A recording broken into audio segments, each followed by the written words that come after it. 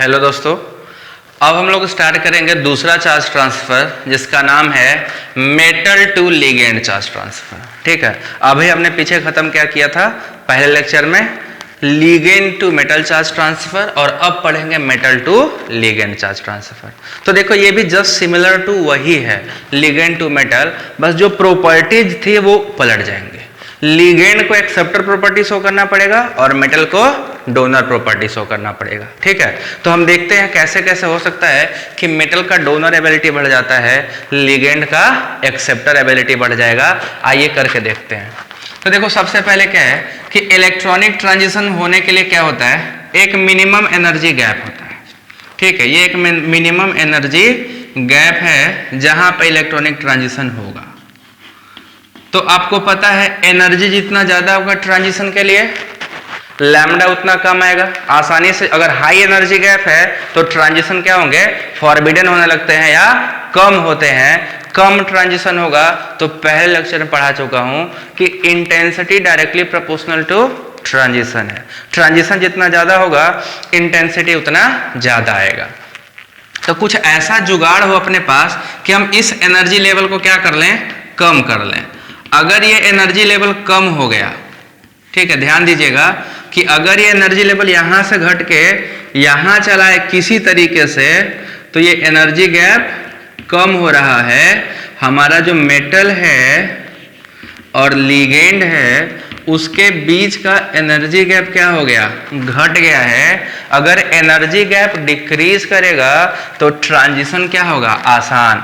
यहां देखो क्या चीज है, एनर्जी हाई है तो लैम्डा कम मिलेगा, यहां पे एनर्जी कम है तो लैम्डा क्या होगा, हाई मिलेगा। ये केस पॉसिबल है। ठीक है, अब इसको हम इंटरप्रिटेट करने वाले हैं कैसे। तो देखो, for feasibility of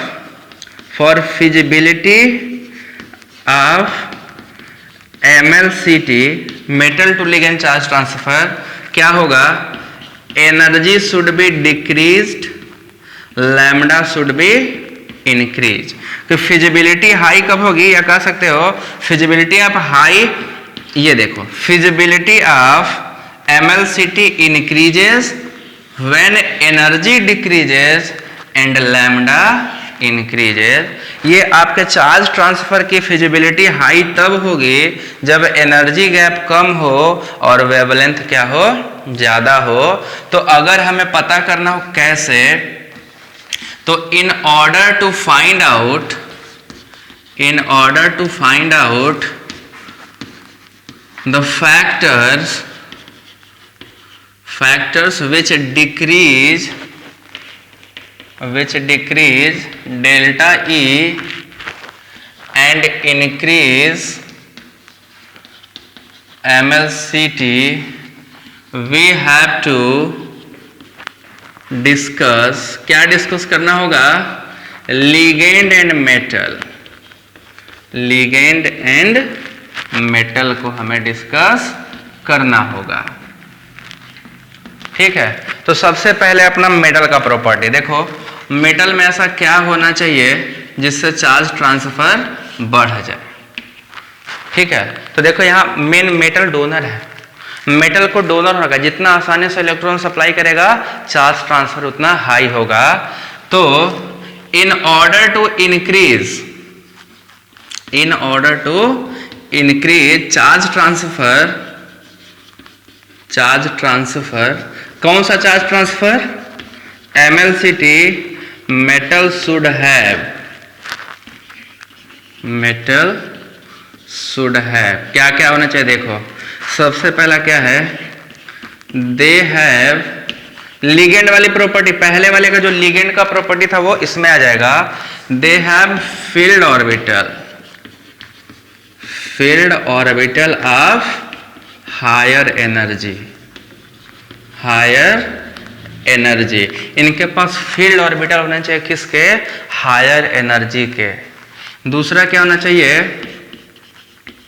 they must B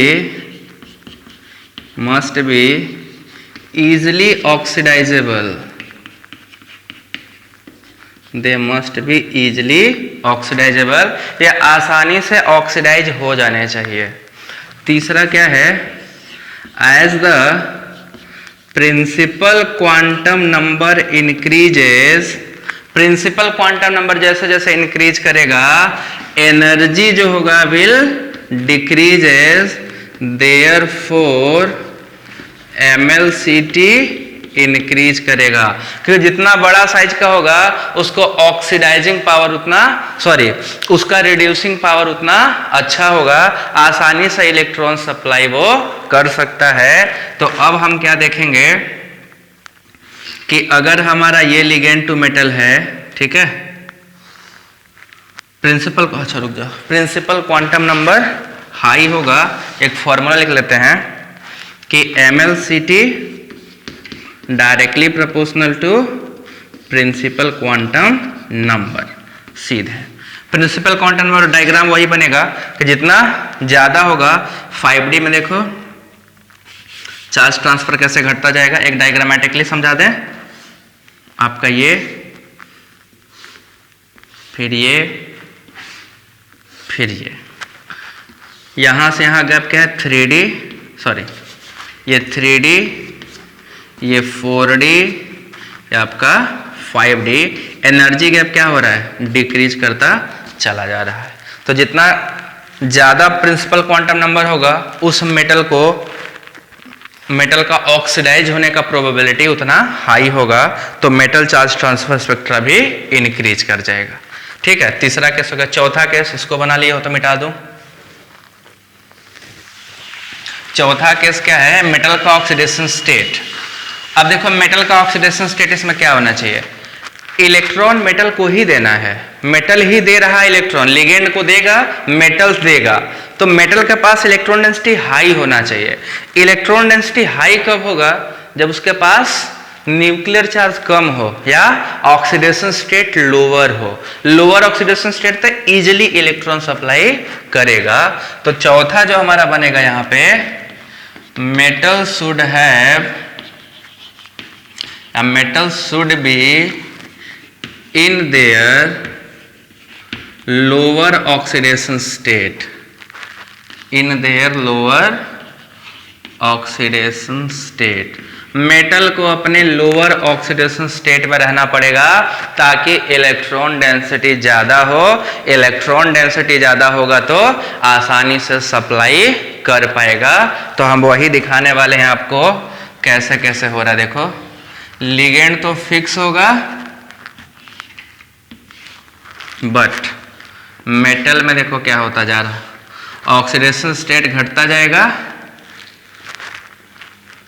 यहां पे देखिए, यहां से यहां ये मेटल का कहां पे +2, यहां से यहां मेटल +1, यहां पे मेटल 0, यहां पे मेटल -1। तो जैसे जैसे देख रहे हैं कि मेटल पे इलेक्ट्रॉन डेंसिटी बढ़ रही है, चार्ज ट्रांसफर का जो गैप है वो डिक्रीज करेगा। तो आपका सबसे आसानी से चार्ज ट्रांसफर कहाँ होगा, जब मेटल अपने निगेटिव या लोवेस्ट ऑक्सीडेशन स्टेट में होगा। ये प्रॉपर्टीज होनी चाहिए किसकी, मेटल की। ठीक है, अब पढ़ेंगे लिगेंड की क्या प्रॉपर्टी होनी चाहिए। ठीक है, उसको वहीं रख देते, इसको मिटा देते, उसको छाप लीजिए।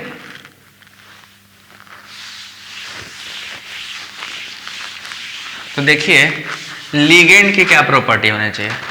लिगेंड ऐसा होना चाहिए जो आसानी से इलेक्ट्रॉन एक्सेप्ट करे, मतलब they should be a good pi acceptor, they have vacant pi और pi star orbital, and they must be readily reducible या इजिली रिड्यूसिबल। तो वही प्रॉपर्टी मैं लिगेंड के लिखने जा रहा हूं। लिगेंड्स का क्या अच्छा होना चाहिए। तो देखो सबसे पहला क्या है, फर्स्ट टर्म क्या है, ligand must be good pi acceptor. अब देख लो गुड पाई एक्सेप्टर आ गया का मतलब आप सारे पाई एक्सेप्टर लिगेंड को याद करिए। मैंने आपको कार्बोनिल वाला लेक्चर देखना, उसमें पाई से डायरेक्ट ऑर्डर लगाया हूं। Good pi acceptor having vacant पाई और पाई स्टार मॉलिक्यूलर ऑर्बिटल। इनके पास पाई या पाई स्टार ऑर्बिटल क्या होना चाहिए? खाली होना चाहिए। दूसरा, दे must be easily reducible, easily reducible, इनको आसानी से रिड्यूस हो जाना चाहिए। ये अगर आसानी से रिड्यूस नहीं होते, डिफिकल्टी करते हैं, तो फिर एक गंदे लिगेंड हैं, फिर ये ligand to metal charge transfer को खराब करेंगे। ठीक है, दो केस हो गया। ये दो केस लिगेंड में होने चाहिए। एग्जाम्पल देख लो, लिगेंड कैसे, लिगेंड क्या है? कार्बोनिल, नाइट्रोसिल हैं, जितने भी ऑर्गेनिक कंजुगेटेड लिगेंड हैं, इन सब के साथ कलर जब देखोगे साइनाइड जो हो गए, they are pi acceptor ligand. ठीक है, ये आपका PPH3 हो गया, बाई पेरिडिल हो गया, बाई पेरिडिल हो गया, ये सब आपके अच्छे। फेनेंथ्रोलिन हो गया, ऑर्थो फेनेंथ्रोलिन, या इसको 110 phenanthroline, they all are pi acceptor ligand, और ये आसानी से रिड्यूस हो सकते हैं, इसीलिए लिगेंड ये क्या कहलाते हैं? पाई एक्सेप्टर। तो ये प्रॉपर्टीज हो गई किसकी? लिगेंड्स की, जिसके बारे में हमें डिस्कस करना था कि what should be the property of a ligand and what property of a metal to supply electron from metal to ligand. ठीक, इसको बना लीजिए, कुछ क्वेश्चन कर लेते हैं इस पे, छाप लीजिए पूरा।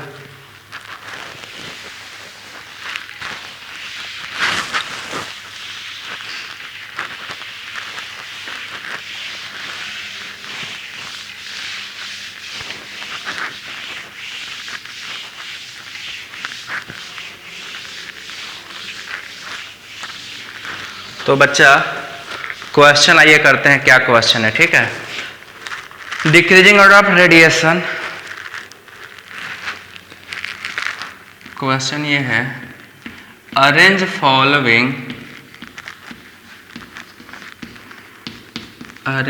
Following complex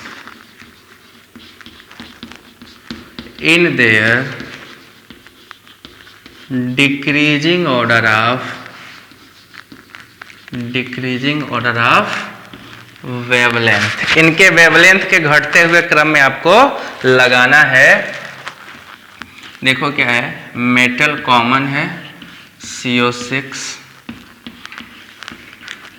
metal CO6 neutral है, MCO6 mono positive and MCO6 di positive.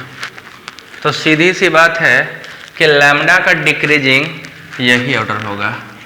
क्यों यही होगा? कि मेटल का क्या है, metal oxidation state inversely proportional to energy, और energy is inversely proportional to lambda. मतलब कि ये दोनों, ठीक है, ऑक्सीडेशन स्टेट, देख अभी ऑक्सीडेशन स्टेट इस पे पॉजिटिव नेगेटिव ये देखना पड़ेगा, पॉजिटिव है कि नेगेटिव है। अगर ऑक्सीडेशन स्टेट आपका पॉजिटिव है तब एनर्जी कम होगा, नेगेटिव है तब एनर्जी, सॉरी गलत बोल गए। इस फॉर्मूले में देखो, ऑक्सीडेशन स्टेट इंक्रीज कर, इसको काट दो, इसको नहीं लेते हैं, पहले इसको समझा लूं। ऑक्सीडेशन स्टेट अगर इंक्रीज करेगा, ठीक है, कौन सा? पॉजिटिव वाला, ठीक है, तो एनर्जी भी क्या होगा? इंक्रीज, लैम्डा डिक्रीज करेगा। ठीक है, तो यहाँ पे सबसे लोअर ऑक्सीडेशन कौन है? ये -1, ये 0, ये +1, ये +2। तो सबसे ज्यादा एनर्जी ये लिया है, तो यहाँ पे लैम्डा मिनिमम होगा।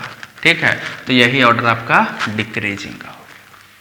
ठीक, ये है metal to ligand charge transfer. एक बार पूछा था क्वेश्चन CSIR में कि Fe बाईपेरिडिल जो है, बाईपेरिडिल जो होता है, दिस इज रेड कलर।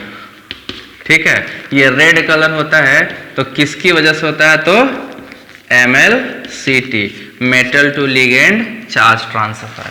ऐसे ही आपका देखोगे Fe का O फेरेंथ्रोलिन है थ्राइस, ये भी ट्राई पॉजिटिव है, ये भी रेड कलर है, और इसका भी रेड कलर किससे है? MlCt की वजह से। तो इन कॉम्प्लेक्सेस को ध्यान में रखना है, दोनों आ चुके हैं, ठीक है, CSIR में आ चुके हैं। तो ये था आपका ligand to metal charge transfer पहले लेक्चर में, और दूसरे में metal to ligand charge transfer. अब दो छोटे छोटे टॉपिक बचे हैं, इंट्रा लिगेंड चार्ज ट्रांसफर और दूसरा है metal to metal charge transfer, ठीक है। तो अब शुरू करते हैं हम लोग इंट्रा लिगेंड चार्ज ट्रांसफर, ठीक। चलिए, हेलो दोस्तों, दो टॉपिक और छोटे बचे थे, एक था इंट्रा लिगेंड चार्ज ट्रांसफर और दूसरा था metal to metal charge transfer, या कह सकते हो inter valence electron charge transfer, ठीक है।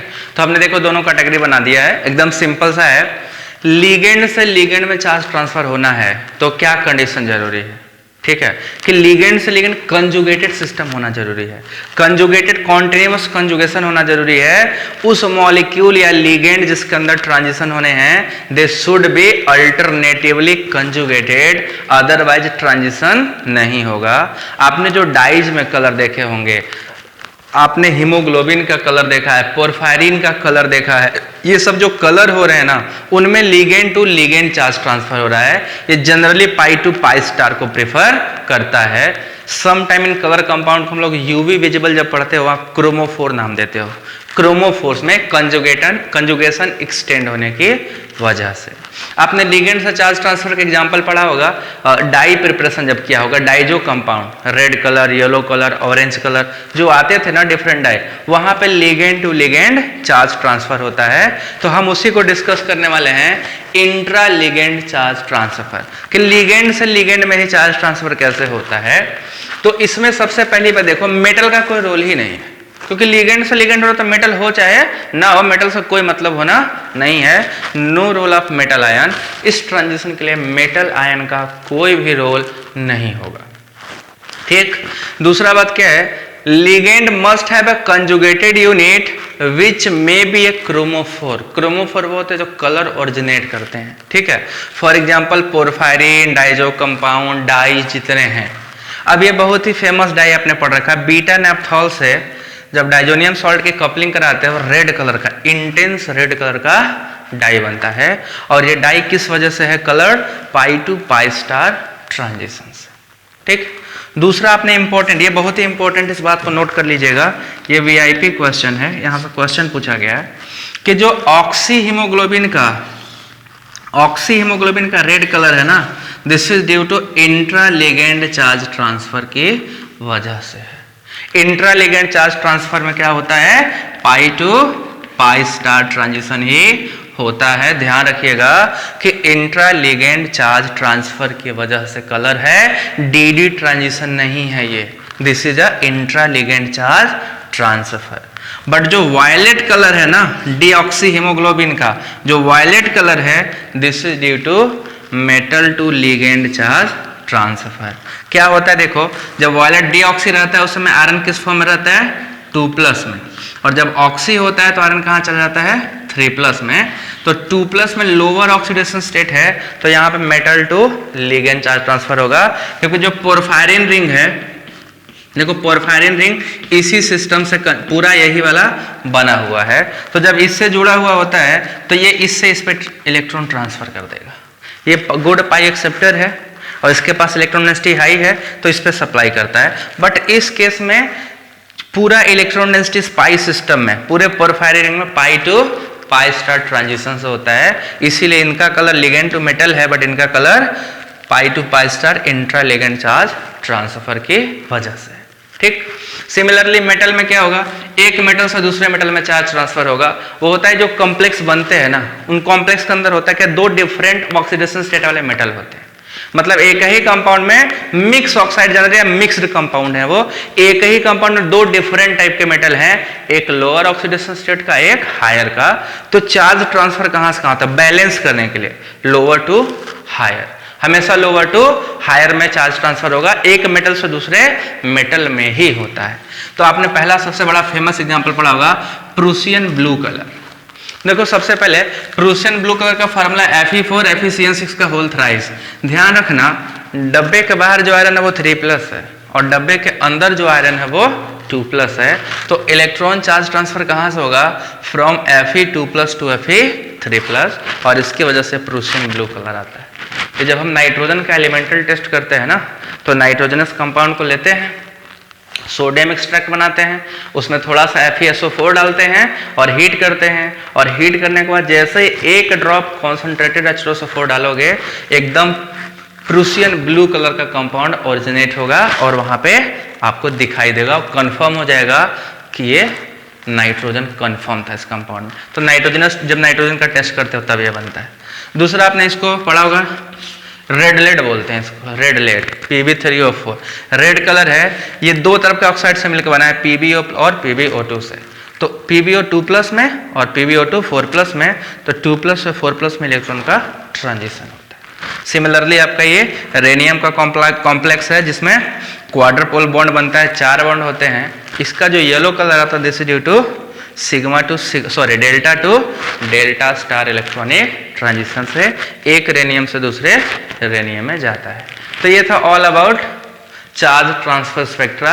अच्छे से पढ़ लीजिए। इसमें सबसे इंपॉर्टेंट आपको कौन सा है? पहला वाला ligand to metal charge transfer, और दूसरा ये intra ligand. Metal to ligand भी पढ़ लेना, वो भी इंपॉर्टेंट है।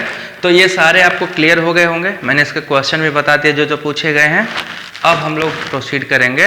अगला टॉपिक मैं आपको जो पढ़ाऊंगा अगले लेक्चर में आएगा, वो होगा टर्म सिंबल एंड माइक्रोस्टेट। ठीक है, तो आप होप कि आपको अच्छा लग रहा होगा, समझ में आ रहा होगा चीज़ें, और कोई दिक्कत होगी तो बताइएगा। और मैं कंटिन्यू वीडियो बनाता रहूँगा, सारे इंपॉर्टेंट टॉपिक का बना के दे दूंगा। वो सारे वीडियो मैं बनाऊंगा जो किसी ने बना कर भी नहीं दिए हैं, जिसको आपको पढ़ना जरूरी है।